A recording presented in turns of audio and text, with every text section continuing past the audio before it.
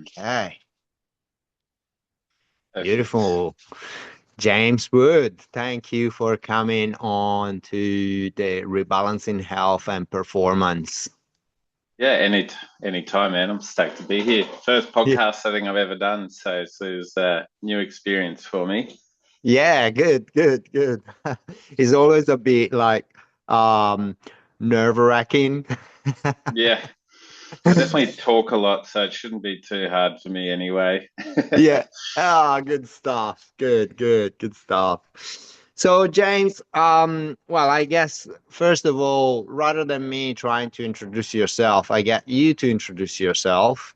Um, Okay. I know you, um, and I know a bit about you, but also I don't know a lot about you. So I always think that is the best way is go ahead, say who is James Wood, and yeah.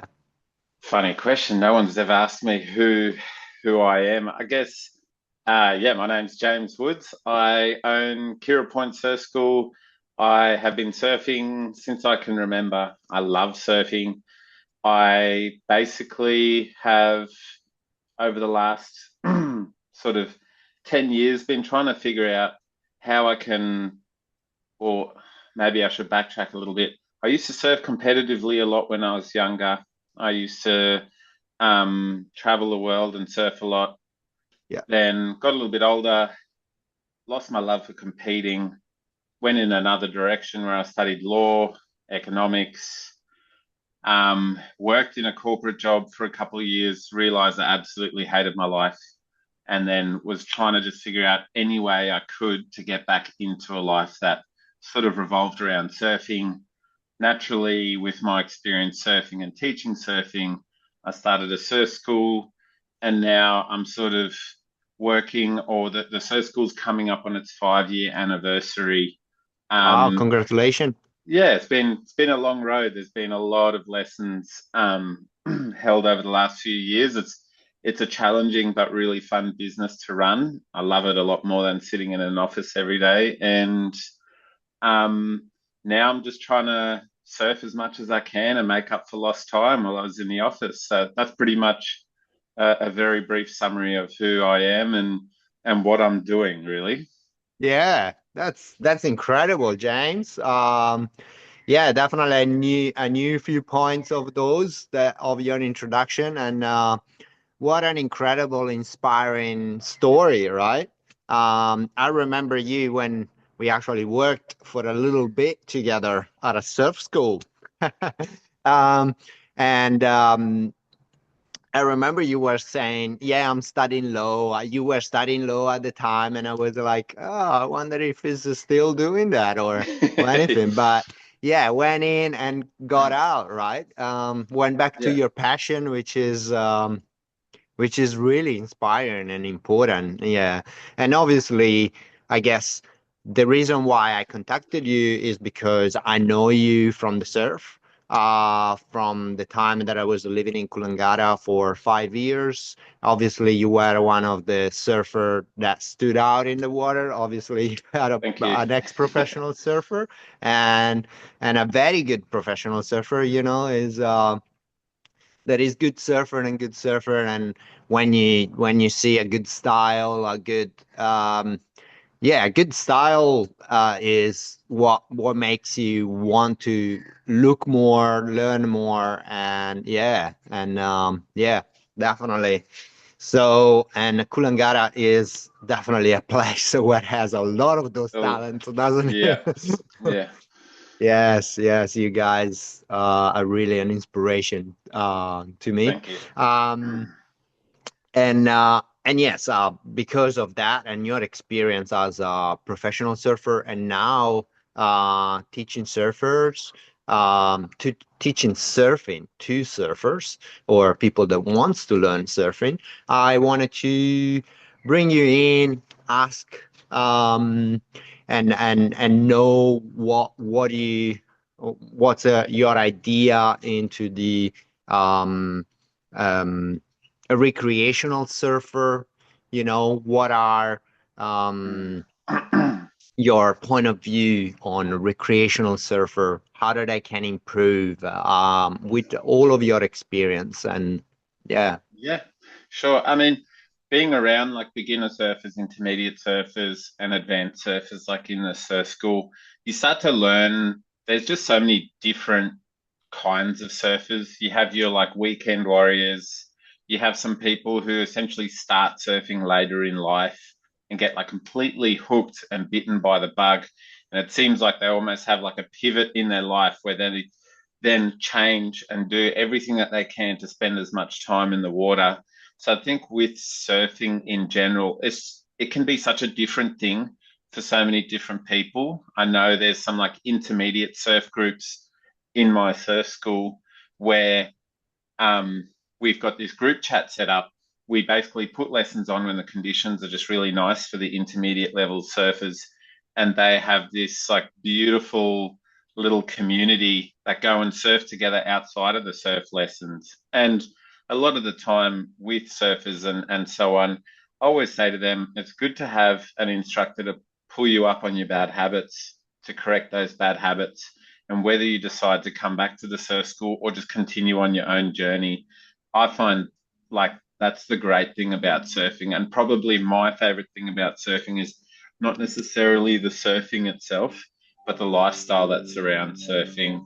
You can go camping down the coast and just relax and set up on the beach, go for a little paddle if you want. Or, you can plan surf trips, big holidays around it. It's just one of those sports that can give you so many options and opportunities, cold weather, warm weather. It's like for any recreational surfer out there, if they want to really improve their surfing, really to get back to like the sort of gist of the question that you asked, it is really a matter of spending a lot of time in the water and then also having someone you can lean on to correct your mistakes that you do. Mm. Whether that's a friend, little kid who has a dad, a lot of kids don't want to listen to their parents, or if you're an advanced surfer or a competitive surfer, there's some like technique things. And then once it reaches a certain level, it's not necessarily about technique. It's more so about the mindset in competition and so on. So there's just so many different avenues, but the basis of it all is you need to do a lot of it if you want to get better. Yeah. And you definitely did a lot of it, and you still do try to Yeah, do as much as yeah, you can. And um, also I know that you, through your developmental career as a professional surfer, you have done took on a lot of surf coaching on yourself, right? Video analysis and so forth, which you do it to a certain extent. How much do you reckon that helped you in your career? for sure. It definitely helped a lot. Like, I think it's really, really important to not just have someone tell you what you can improve on, but you need to get video analysis, or if not necessarily video analysis, you need to have a video and have someone pointing out what you're doing wrong, or at least being able to see what you look like in the water. Because I think it, there's a very rare breed of human being that can, hear some feedback and actually completely understand what their body is doing. I think like some of the really, really top surfers are the kind of people that can understand that, but they have such and like it's just a ridiculous wealth of knowledge and understanding of their own body and what they're doing in those moments and making those split second decisions. Whereas Yeah. as like a beginner or intermediate surfer, in the lessons, when I'm teaching, I might be telling them to, use their arms more or something, and I'll be like, okay, like you need to use your arms more, and they'll go, oh, I thought I did on that last wave. Then you show them some footage, and they're like, oh wow, I'm barely moving my arms at all. So it's really important to have visual aids to sort of help improve your surfing, and it's helped me a lot over the years too. Mm-hmm. Yeah, it's definitely something that I do from time to time, and I'm so ashamed of my. Yeah. But it's Yeah. definitely dig into your ego a lot, self analysis. So you got to be prepared for that. But it's great. Like I can't agree more with you. That is so important. It definitely helped me to my humble, humble progress. It helped me a lot and still does, and I still do film myself as much as I can. Um, and I guess um, that there is a difference, right, from the amateur, sorry, not amateur, recreational surfer and a professional surfer, right? Um, what is um do you see that a lot of people like a recreational surfer maybe have um um a, a not so clear um understanding of what are what Is what necessary yeah for what them is to necessary, improve. yeah, for that to improve. Yeah. So the definitely like the biggest mistake that I see from a lot of people with their surfing is they really want to be able to duck dive a board. Like this is an issue that I see at like a very low level. So they downsize their board, their wave count drops significantly, and then their surfing tanks, and they wonder why they can't improve their surfing. And it's this trade-off that I always talk to my customers about. Are you out there to catch waves, or are you out there to get out the back duck dive but not catch any waves? Because really, as a lower level surfer, you need to be spending as much time as possible on a wave, Yeah. um, to really have the opportunity to improve your surfing. If you're not standing up and surfing on waves, and this is why wave pools are so great, you can just get so much time on the waves to help really drill the techniques. And the waves are quite similar every single time. The Yeah. ocean's a completely different playing field, but it's so important that you have a board that doesn't necessarily let you get out easier, but once you are out, and you sort of manage your way through those white waters, which is all a part of the process too. You need to develop your paddling strength, learn how to manage your board through white waters if it's a bigger one, and then Yeah. just try and catch as many waves as possible because that time on the waves is the most important thing for your surfing as a recreational surfer. Mm-hmm. Yeah, and I mean, nowadays you also are a recreational surfer. Yeah. um, and and I guess the other things which I feel like is really important for recreational surfer to understand is that because of that 9 to 5 job, right? Um, Surfing is still and remain always your primary training, right? But outside of the water, for especially for those people that are not able to pack in those hour of in the water, how much do you think, and what is your experience of training, dry land training, in terms of going to the gym or doing some sort of activity that help you and support surfing? I like to Yeah. call it supporting surfing. Yeah. So, like, I was actually chatting to one of my friends about this the other day. Um, Paddle fitness, I haven't found anything that can replace actually just paddling for fitness. In order to become better at paddling, you have to paddle. Or you just have to go Yeah, and take a board and you have to paddle around. I do laps swimming in the pool a lot, yeah, which helps a lot with the cardio. But I still, I mean, and it probably does help with my paddling a little bit, but I still find that my fitness for paddling is never better than after a long stint of doing a lot of paddling, which is what you're going to be doing the most of in surfing. So that's a tough one. The only way to really paddle is either start at Snapper, paddle to Kirra, or paddle wherever you are. yeah. Go join a nipper club or something, go paddle on the boards there, or they're Yeah. these guys at the alley. They're called the alley cats. They do some like really surf specific sort of training, run, swim, paddle kind of stuff with some core and strength and mobility stuff thrown in the mix. As far as that goes, I really love surfing like slightly bigger waves. So I do this training. It's called breath enhancement training. It's developed by Nam Baldwin, who is one of Mick Fanning's sort of maybe not coach, but one of his mentors while he was on the tour. Yeah. Matt Barber now runs that at a pool in Benora. That is an incredible program that I love because you see significant improvements week to week just with your lung capacity and your breath Yeah. hold ability, which is such an important thing whilst in the water. And then I also just do a lot of strength stuff in the gym. I've noticed if I'm not at the gym and I'm not stretching a lot, which I do a lot at the gym, I definitely notice the pain in my body after a big surf session if I haven't been consistent, Mhm. especially when the waves are flat. And then just something that I really enjoy doing. One of my friends is a professional Muay Thai fighter. So I do a lot of Muay Thai with him because it's, for me, going to the gym and just pumping iron or doing push ups or sit ups or whatever gets really dry and boring. Yeah.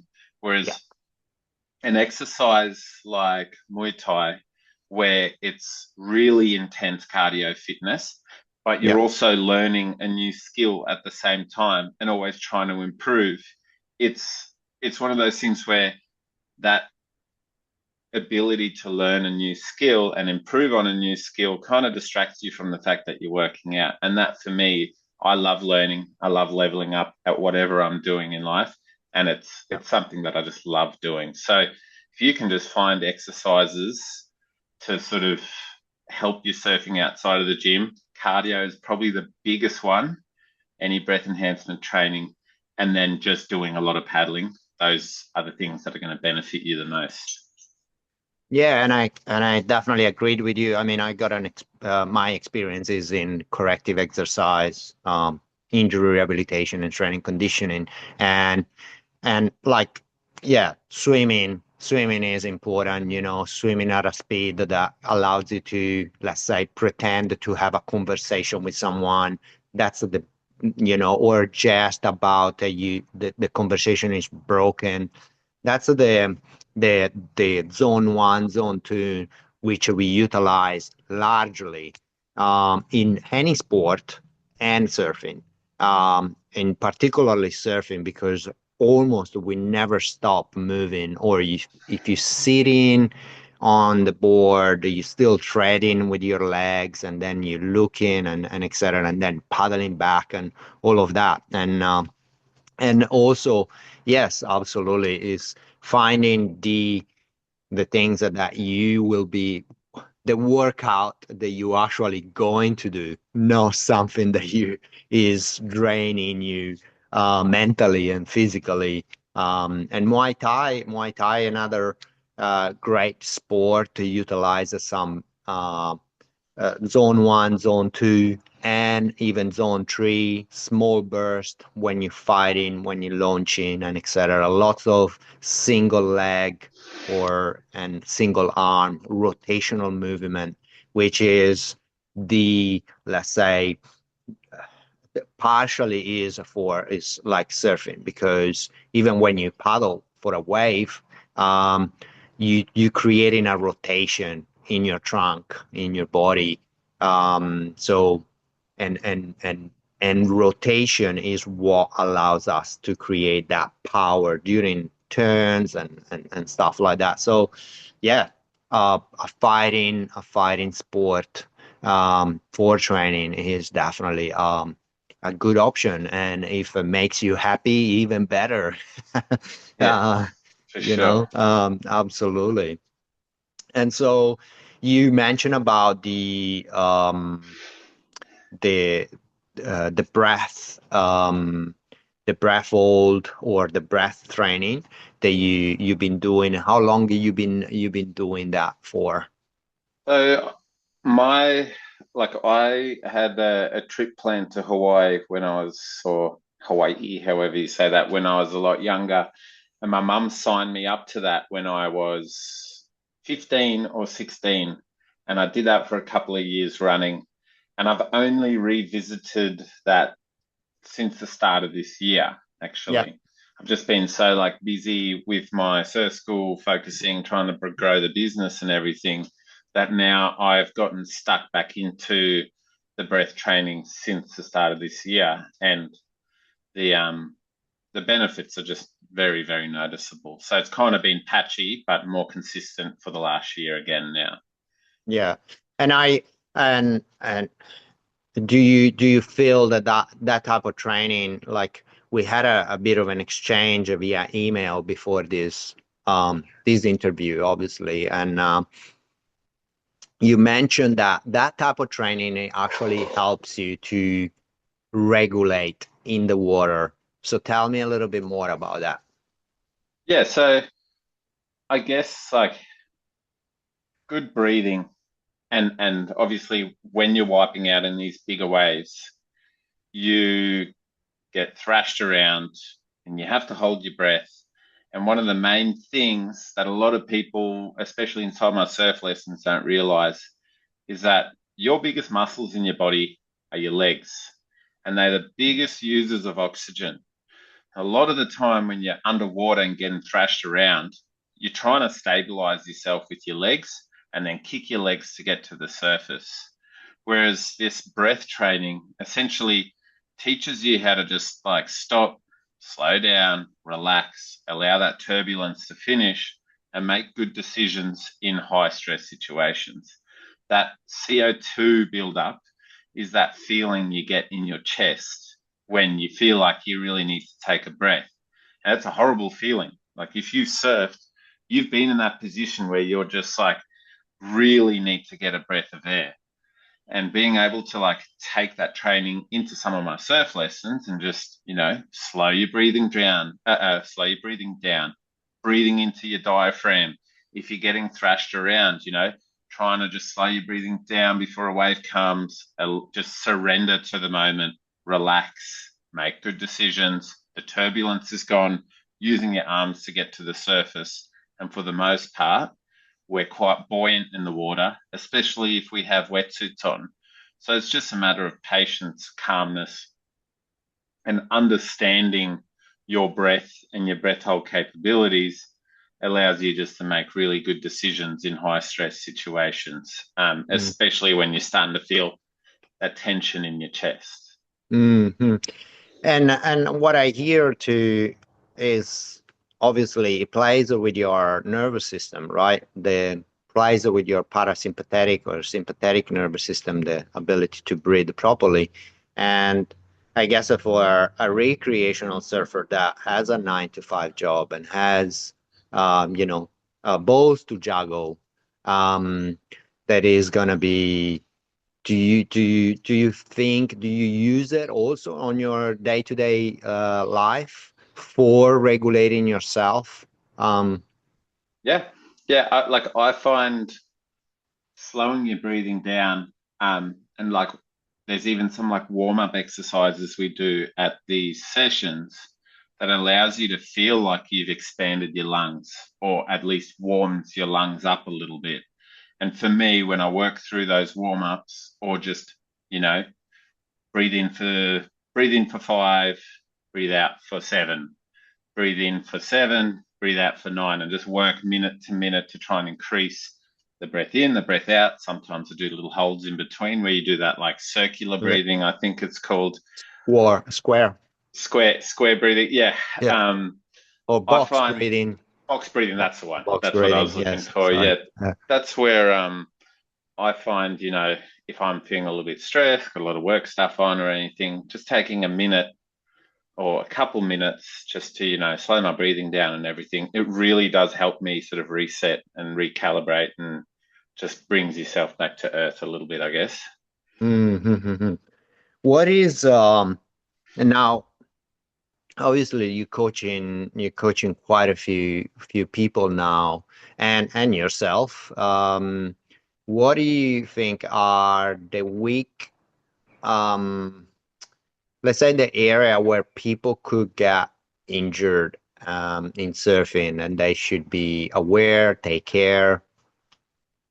This is, I mean, this happens every single surf I go out at Snapper, and it's just like basic surf etiquette where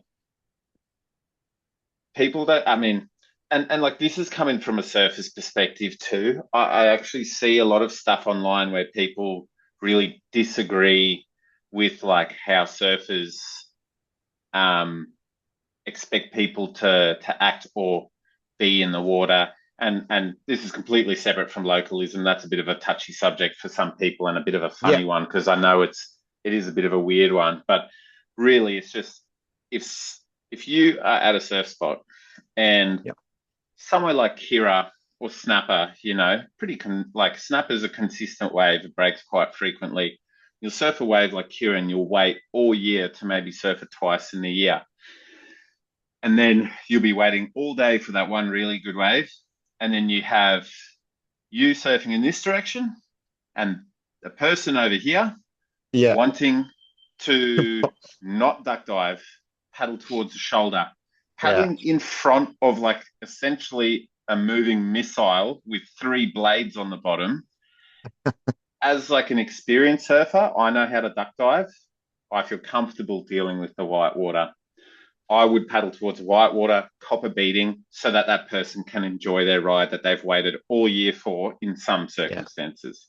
yeah, Whereas like the lesser the lesser skilled surfers, they see the white water as this place of fear and oh no, I'm going to have to go to the beach and reset. I personally think if you're not able to duck dive or deal with the white waters, you should probably consider surfing in a place that's a little bit quieter so that you're not putting yourself and anyone else in danger by paddling up the face. yeah, Sometimes it is inevitable. And say, for example, I fall off on wave one in a set and there's someone on wave two behind, you sometimes find yourself in a position where you have nowhere to go. yeah, And that's totally fine. And most people in the water are quite reasonable in that sense. yeah, But the thing that infuriates a very strong word. The thing that really frustrates me in the surf, and I know it frustrates any other experienced surfer, is that lack of just any comprehension that you could just paddle to the white water. And yeah. especially on those small days, we've got such a fun wave in front of you with about 50 people paddling to the shoulder. Mm, mm, It's hard. We try and educate people at the surf school about that, but mm. we're only a fraction of the surfers on the Gold Coast, you know. Yeah, And even then, my customers definitely do the wrong thing sometimes too. It's yeah, normal. So it's just one of those things where I think I personally notice the people who paddle to the white water, and I'm very appreciative of that.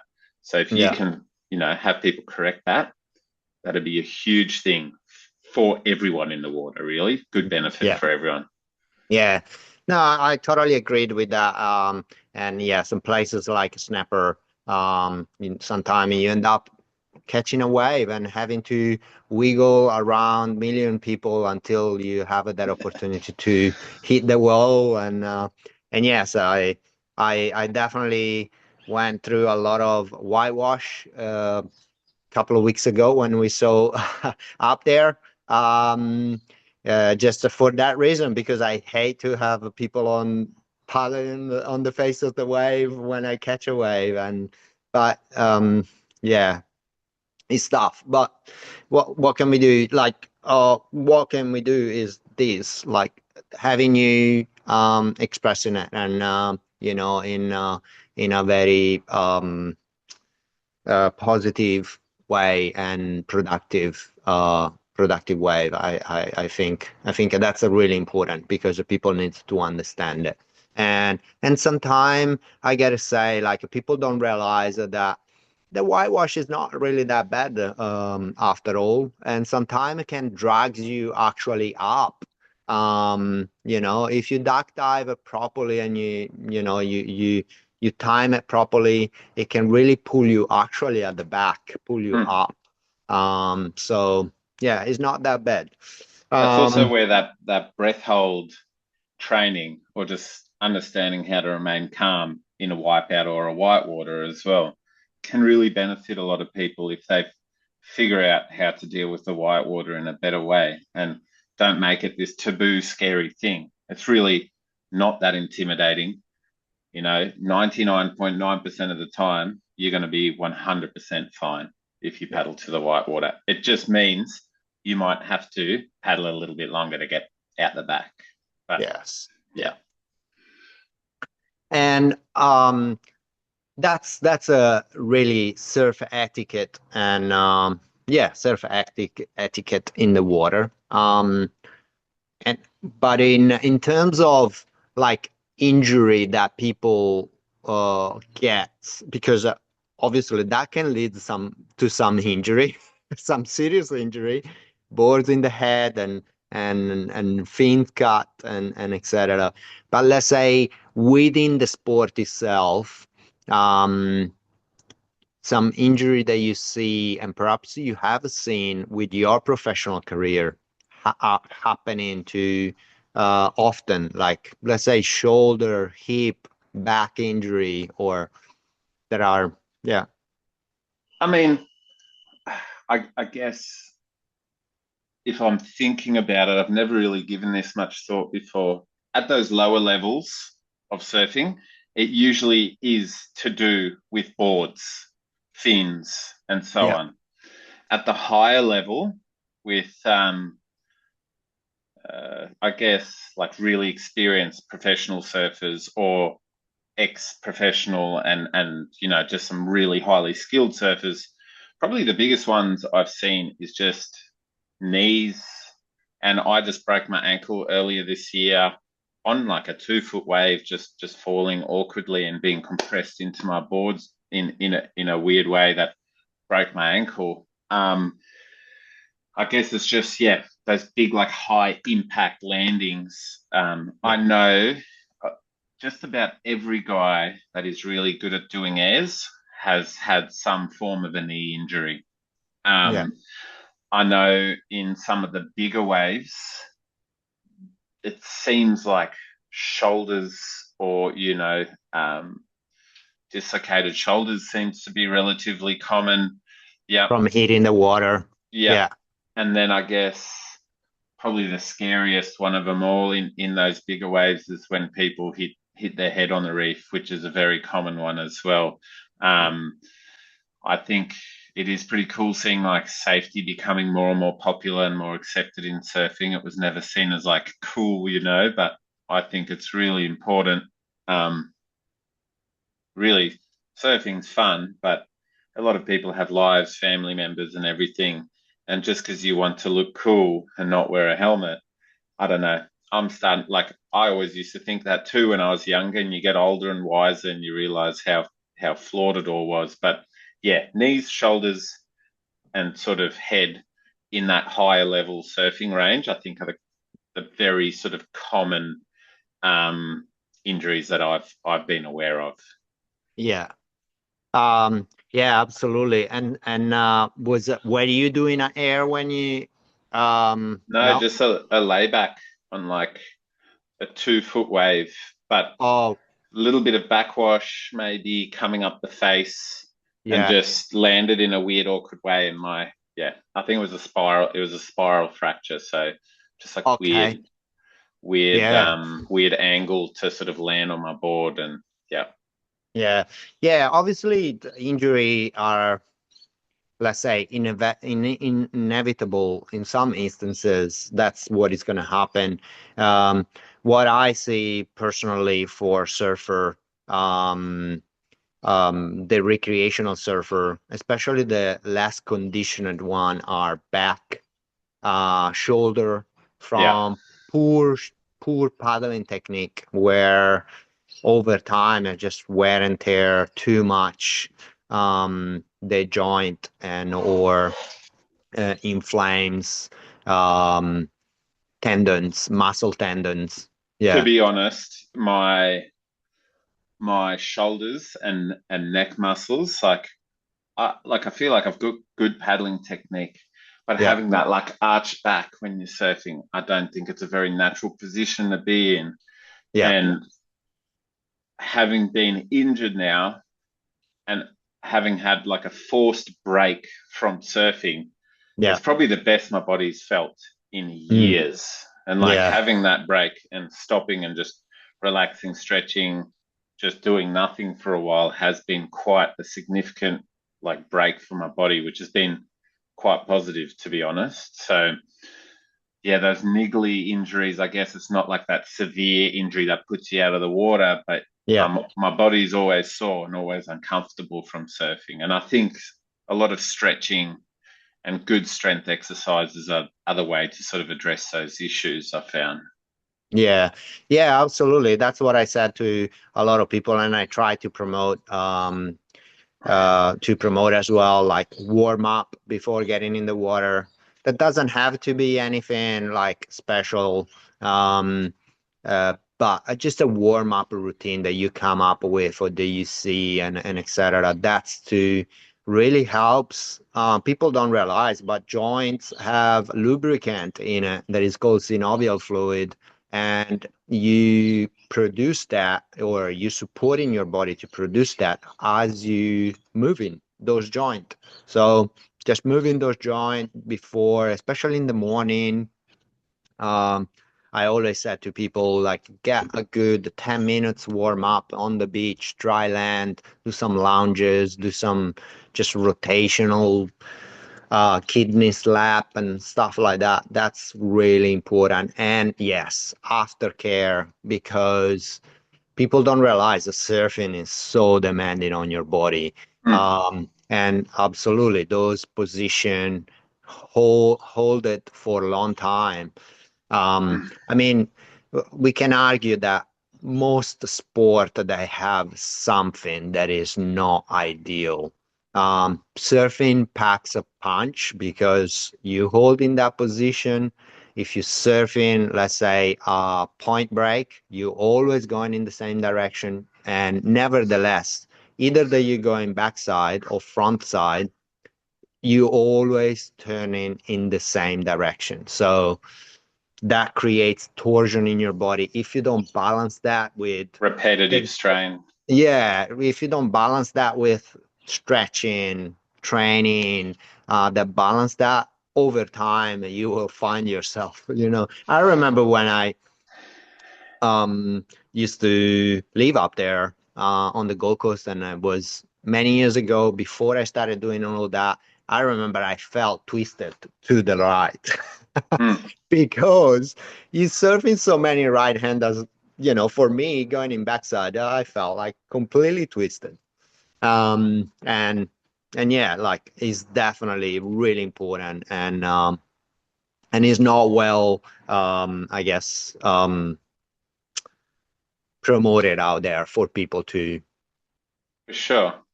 I've found as I've become older, um, I've noticed if I don't do like a proper warm up on the beach, um, my first few waves, I will definitely be a lot more sluggish and not surf as well. And I've actually started trying to warm up on the beach and then also just trying to catch one or two waves early on in the session. They might not be good ones, just to get the body warmed up and feeling a little bit better and not going 100% on those first waves. The hardest thing I find as a surfer, because waves are such a limited resource, when the waves are pumping, it is so hard to to even just get to the beach. I can't get to the beach quickly enough. And then I get to the beach, and the last thing I want to do is spend 10 minutes on the beach before I paddle out when the waves are pumping because the excitement is so high. And I know for a fact this is a huge issue for every surfer because every Mm, surfer has that excitement. You have a flat spell over summer for like 3 months, and then the first mm, bit of swell you get, you're just like losing your mind. And I find that's probably a recipe for an injury and for hurting yourself as well. Not to mention, there's been surfs. Remember this surf at Stratty years ago? All I had was maybe a 600 milliliter bottle of water, paddled out, paddle across the river at 5:30 a.m. at Stratty, and I got back to my car, no water, no food, no nothing, 6.5 hours later, no warm up, nothing. And I was like destroyed after Yeah. that for the next 3 or 4 days, like severely dehydrated, sunburnt, like malnourished. And it takes like a few days to recover just from a session like that, you know? Yeah. Whereas like now my approach, especially if we have a cyclone or like a bit of a swell bender, I basically park my car in a spot that's a little, I mean, it's always going to be out of the way because you want to be on the beach. I always just run to the top or whatever. But I'll have some like fruit, some Gatorades or electrolyte drinks, and just some, little things in the car. And each run around, I'll stop, a couple of sips of water, a couple of sips of electrolyte drinks, a few blueberries, an apple, whatever, some sugar just to get the body moving, back out again. And I've found my ability to stay motivated and actually surf for the entirety of the swell has improved significantly just by slowing down a little bit and approaching the session like a marathon and not a sprint. Yeah. Yeah. Really important too. Yeah. The what's come outside of the water, like you said, you mentioned food, is we made of what we eat. So, if you don't eat anything, you don't have anything in your tank. And if you eat poor quality food, well, then you're gonna have a poor quality performance coming out. Mm-hmm. And again, like it, the recreational surfer is not an athlete.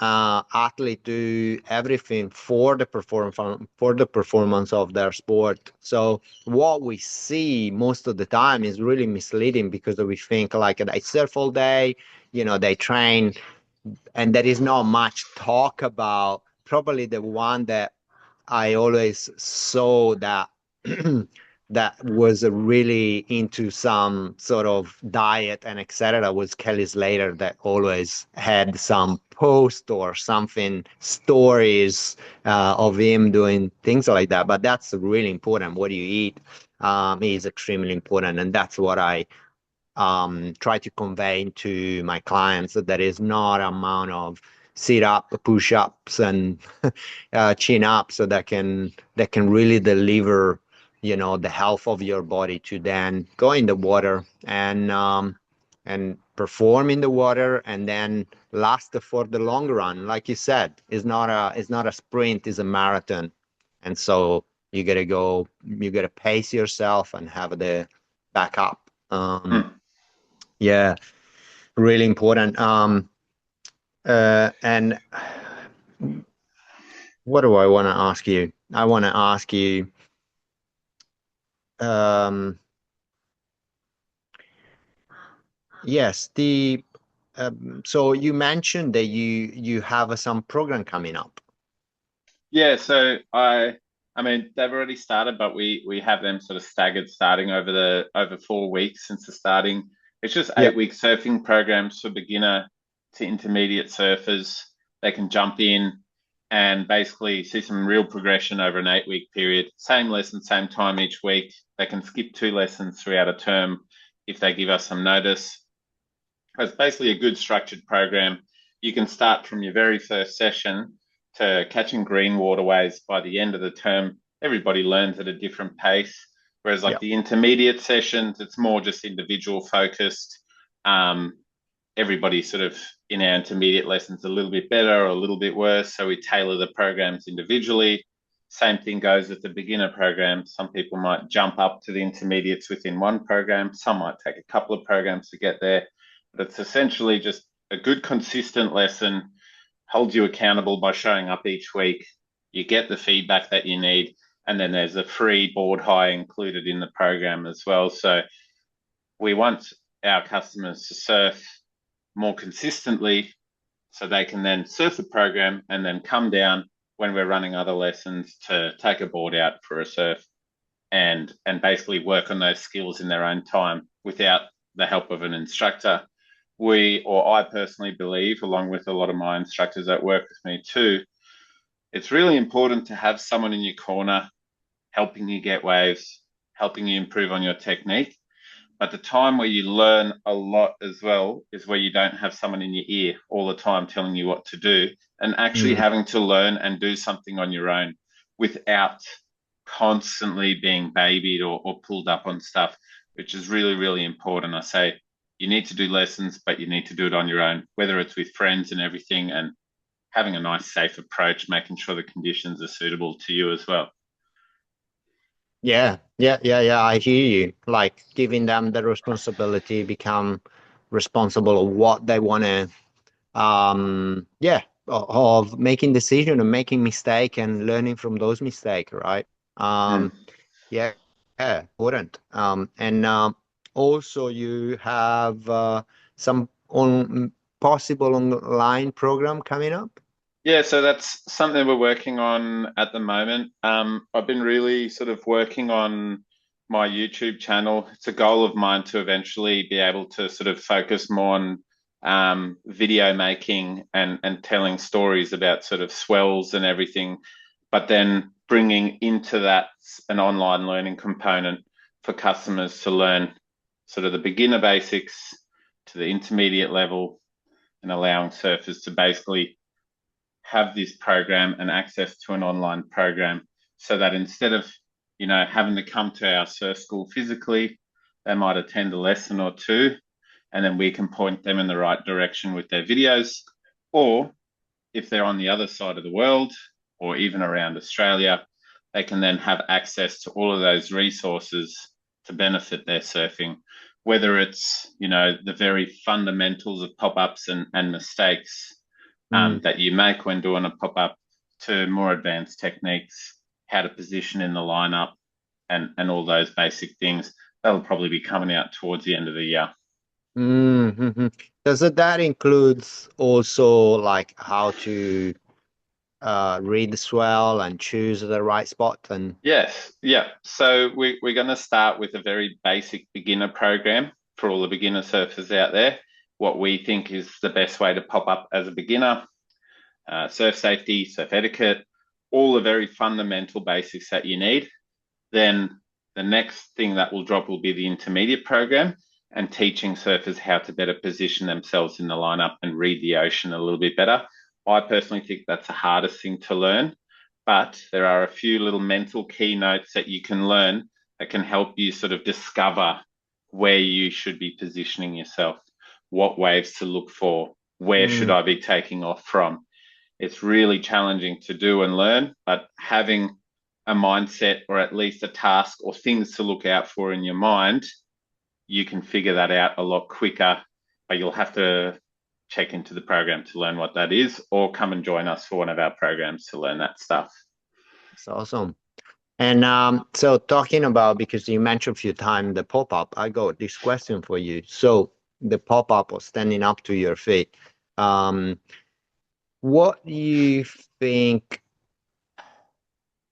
is it the standing up slow motion, something that you want to slow down to feel more connected to the board, or is it more of a fast, or is dependent?